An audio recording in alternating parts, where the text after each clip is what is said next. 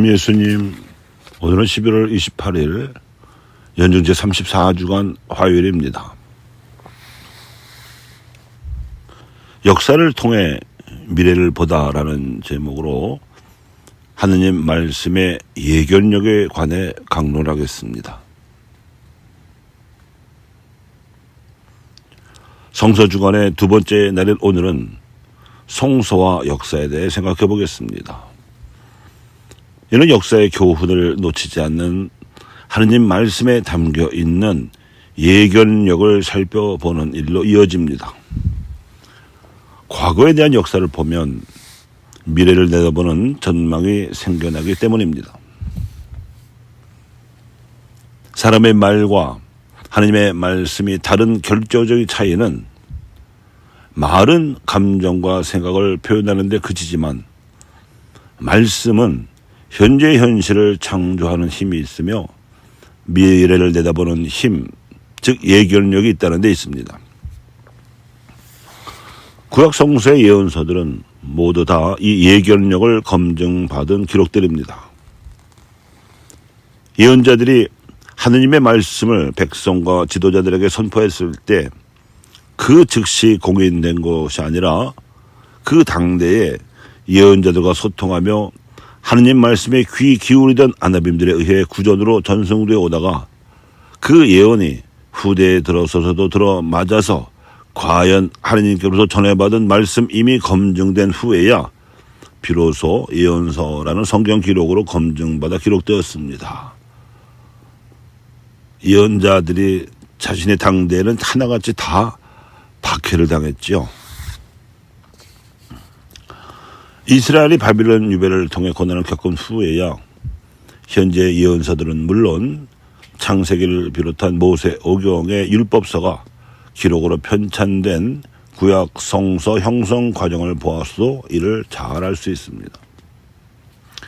특히 장차 오실 메시아의 고난을 내다본 이사야의 예견력은 독보적입니다. 그런데 다니엘은 고난을 통해서 메시아께서 이룩하실 하느님 나라의 미래까지도 내다보았습니다.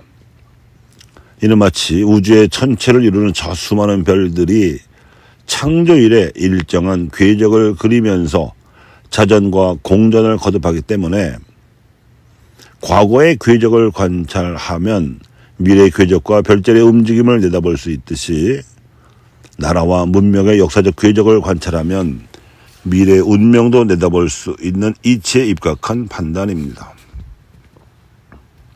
하지만 다니엘은 하나님 나라의 미래를 추상적이고 포괄적으로만 내다볼 수 있었지만 부활신앙으로 구체적이고 선택적으로 내다보실 수 있었던 분은 단연 예수님이셨습니다. 그분의 말씀은 하나님의 권능에서 나오는 것이기도 했거니와 그러면서도 먼저 하나님의 자비와 사랑을 실천하고 나서야 발설되었기에 당시 바리사의 율법학자들의 말과는 달리 권위가 있었습니다.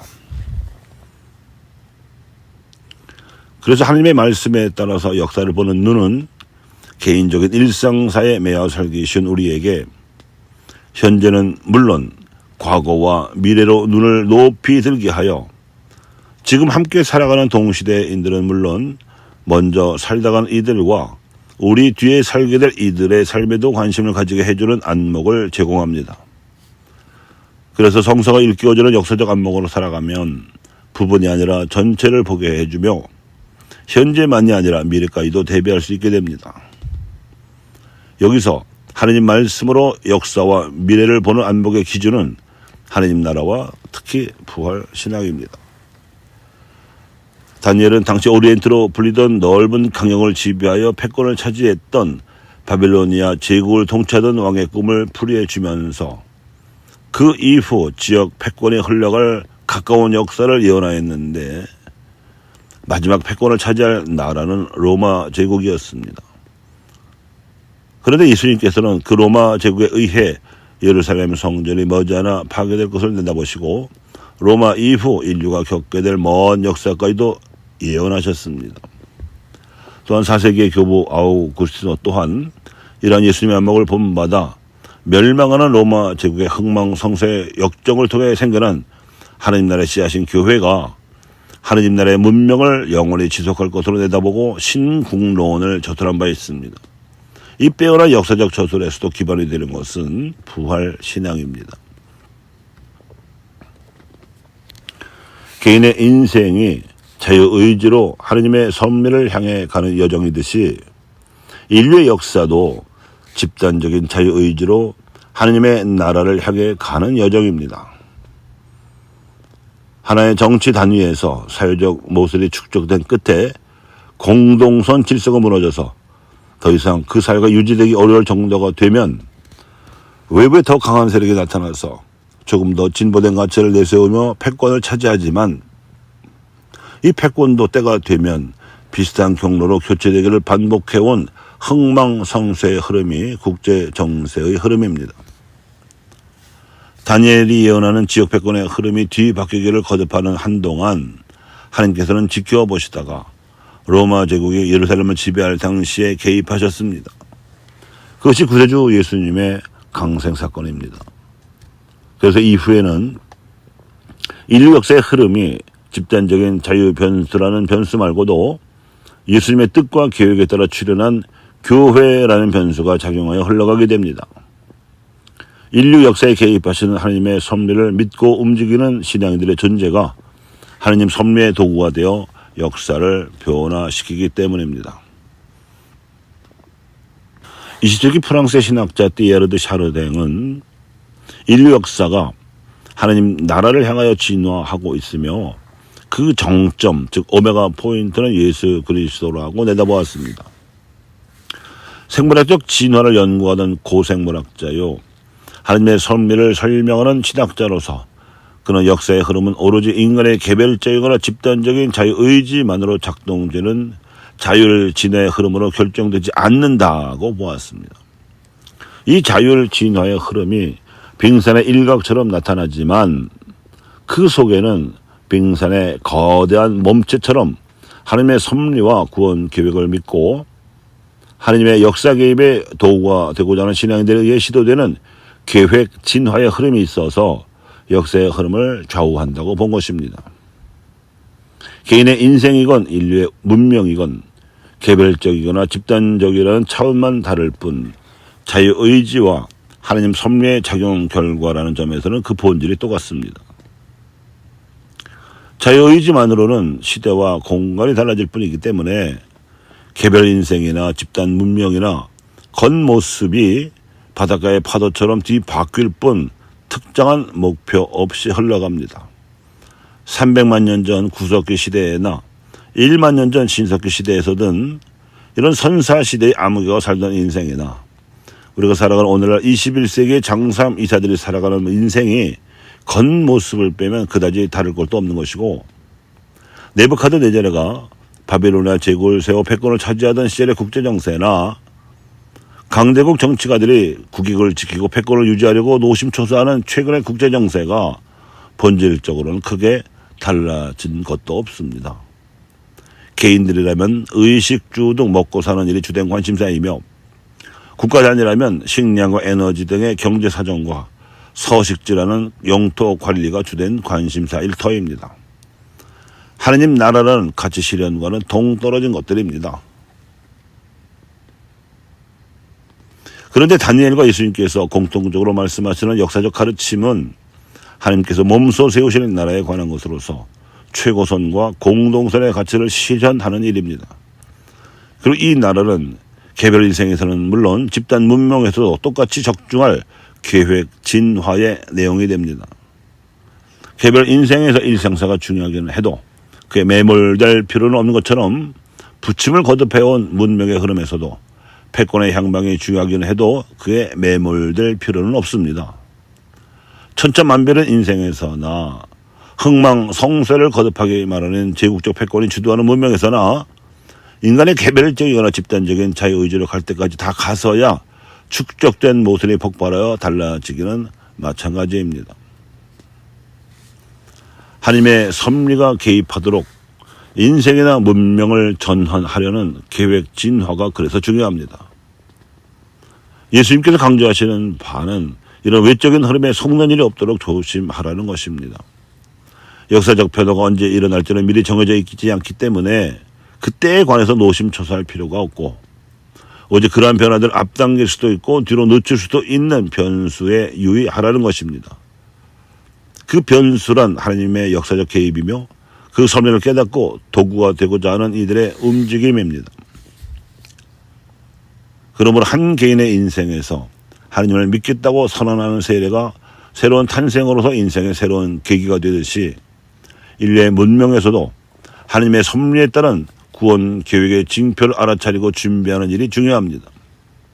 동시대인들과의 수평적 의사소통이나 연대만큼이나 앞선 세대가 남겨준 역사적 통찰을 잘 식별하여 후세대가 이어받을 수 있도록 현재 현실을 만들고 준비할 수 있는 수직적이고 통시적인 역사의식이 그래서 필요합니다. 그래서 성서가 일깨워주고 예수님께서 강조하시는 바 깨어 준비하는 일입니다. 우리 한국교회와 그리스도인들이 깨어 준비하라는 주님의 말씀에 따라서 눈여겨보아야 할 역사의 징표가 있습니다. 그것은 오늘날 21세기에 들어서서 한 민족의 국운이 상승하고 있음을 뚜렷이 보여주는 징표로서 세계적으로 유례 없이 크게 유행하고 있는 한류 현상입니다. 이는 자신의 운명을 스스로 결정할 힘이 없어서 식민 지배를 받아야 했던 불과 100년 전의 상황이나 우리 민족에 의지하는 정반대로 민족이 분열되고 국토가 분단되었으며 동족 상잔의 전쟁까지 치러했던 겨우 70여 년 전의 상황과는 정반대의 현상입니다. 한류는 외국인들이 한국 대중문화 및 순수 문화를 좋아함으로써 대한민국의 각종 문화가 전 세계에 퍼지며 알려지는 현상을 뜻합니다. 구미 선진국의 언론은 물론 석각들도 이 한류 현상을 그 이전에 한때 유행했던 일부 선진국들의 문화 현상과는 궤를 달리하는 것으로 진단하고 있습니다. 그것은 한류 현상은 군사력이나 경제력 같은 힘, 즉 하드 파워에 기반하지 않고 선한 영향력, 즉 소프트 파워에 기반한 공감을 폭넓게 불러일으키고 있기 때문입니다.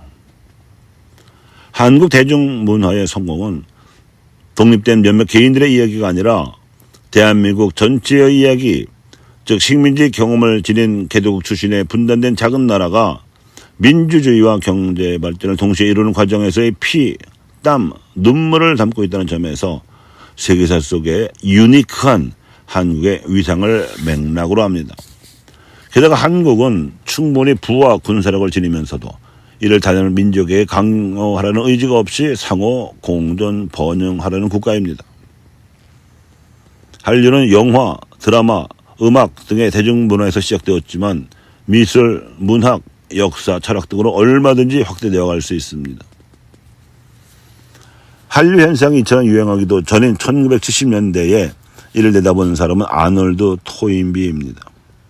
필생의 과업으로 삼아 문명 단위로 역사를 연구해온 그는 대한민국의 건국 이념인 홍익인간이라는 개념에 대해서 깊은 관심을 갖게 되어서 대략 5,000년 전 단군 왕검이 고조선을 건국하면서 건국 이념으로 설정한 홍익인간과 제세이화 또는 제세이화, 곧 널리 두루두루 인간을 이롭게 한다는 것과 세상을 다스림에 있어서 진리에 맞게 다스린다는 의미에 주목을 하고 21세기에 세계가 하나 되어 돌아가는 날이 온다면 그 중심은 동부아시아일 것이며 그 핵심 사상은 한국의 홍익인간 사상이 되어야 한다고 확신한다고 피력하기도 하였습니다.